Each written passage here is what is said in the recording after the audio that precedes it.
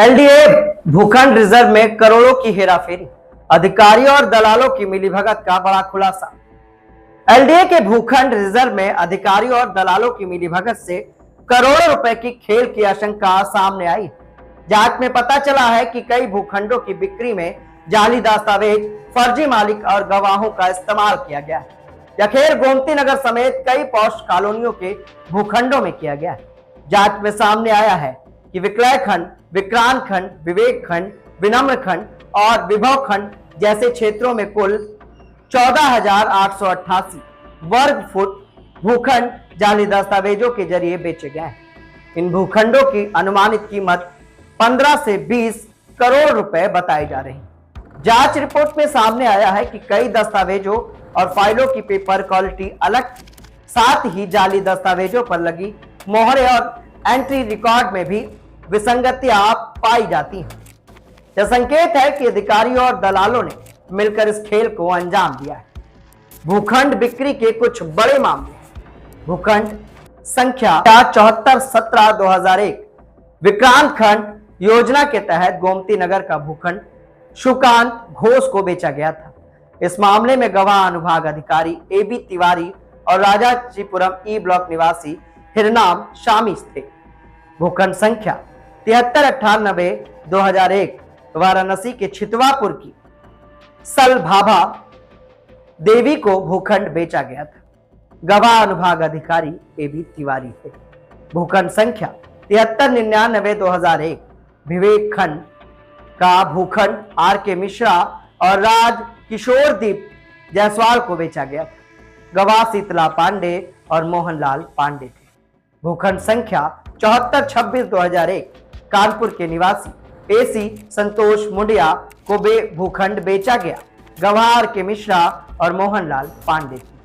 जांच में यह भी पता चला है कि कई अधिकारियों की मिलीभगत से जाली दस्तावेजों के जरिए भूखंड वास्तविक मालिकों के नाम हटाकर फर्जी मालिकों का नाम कर दिया गया। अधिकारियों में संपत्ति अनिता श्रीवास्तव, KK सिंह, SD दोहरे और अन्य शामिल हैं।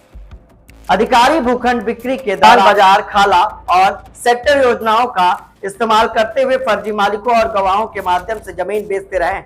इससे न सिर्फ एलडीए को करोड़ों का नुकसान हुआ है, बल्कि नागरिकों के लिए भूखंड खरीदना भी जोखिमपूर्ण बन। अधिकारी बता रहे हैं कि मामला बेहद गंभीर और सभी शामिलों की पहचान कर उन्हें कानून के दायरे में लाया जाएगा। इस घोटाले की गहन जांच जारी है और अधिकारियों और दलालों की मिलीभगत से जुड़े अन्य मामले भी सामने आ सकते हैं। इस मामले से कई सवाल उठ रहे हैं। क्या एलडीए के शीर्ष अधिकारी भी इस हेराफेरी में शामिल थे? कितने भूखंड और कितने करोड़ों का खेल इस हेराफेरी में हुआ है? क्या सभी जाली दस्तावेज और फर्जी मोहरों के इस्तेमाल का पता चल चुका है? उत्तर प्रदेश की राजधानी लखनऊ में ऐसी कई योजनाएं, जैसे पूर्व में हमने शारदा नगर योजना, सेक्टर 4, सेक्टर 5 के कई खुलासे किए थे। हमारी खबर के बाद एलडीए में जो आधिकारिक वेबसाइट होता है, उस पर एक इंक्वायरी का ऑप्शन आता था। उस ऑप्शन को भी हटा दिया गया है कि अब अपने प्लॉट की इंक्वायरी भी कोई नहीं कर सकता, क्योंकि एलडीए कहता है कि जो भी मकान हमारे द्वारा बेचे गए हैं उन्हें एलडीए की वेबसाइट पर हम दर्ज कराते हैं और कोई भी उस भवन की संख्या को डालकर अपने भूखंड को चेक कर सकता है कि वो किसके नाम अलॉट है। और जो अलॉट नहीं होते हैं उसका नंबर डालने के बाद भी उस पर कोई जानकारी नहीं मिल पाती। तो एलडीए ने इंक्वायरी ऑप्शन को ही अपनी वेबसाइट से हटा दिया है। तो आम जन आखिर ये कैसे चेक करेगा? और क्या इस ऑप्शन को हटाने की एक ही वजह है कि दलाल और अधिकारी जिस तरह से साठगांठ कर कर करोड़ों की हेराफेरी करते आ रहे हैं, वो हेराफेरी जारी रहे?